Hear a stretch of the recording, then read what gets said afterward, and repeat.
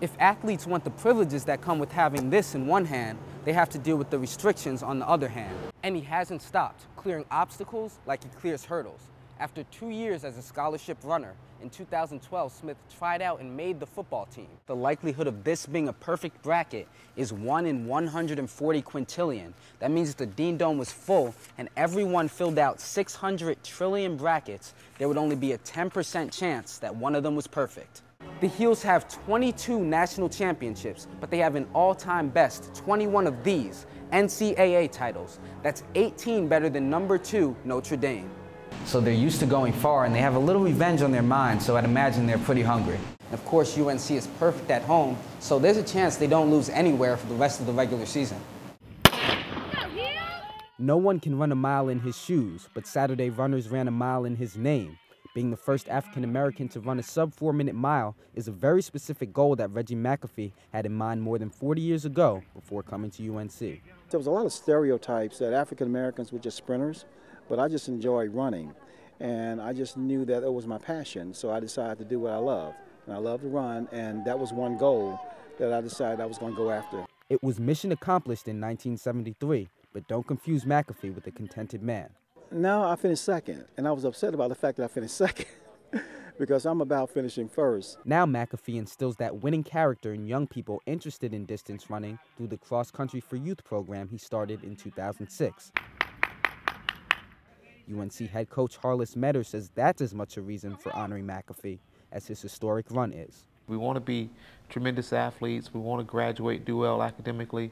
Then we want to go out into the professional world and give back to the community. So he's doing what we're challenging all of our kids to do. None of the runners in the McAfee Mile conquered the challenge of running a sub-4-minute mile, but McAfee says the event should still serve as inspiration. If one looks back at your history and say, well, could I have done this or could I have done that? I always feel like the impossible is possible. And the possible is only a mile away.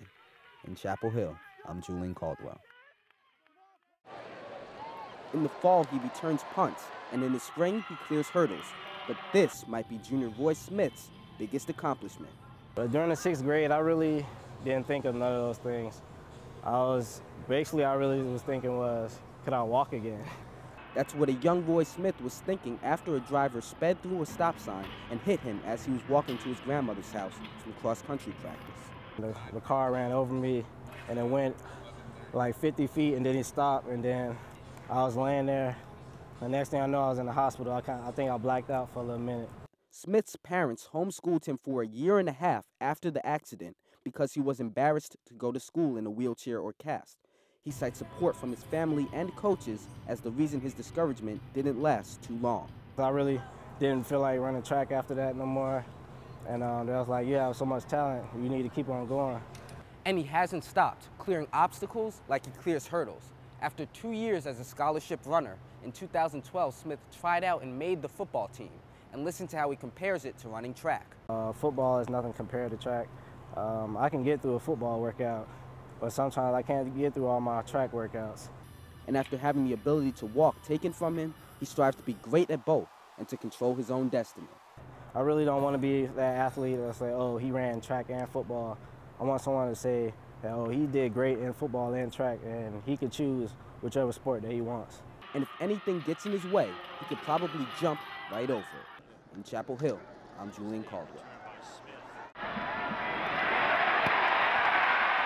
Hits like these are a hard dose of reality for opposing quarterbacks.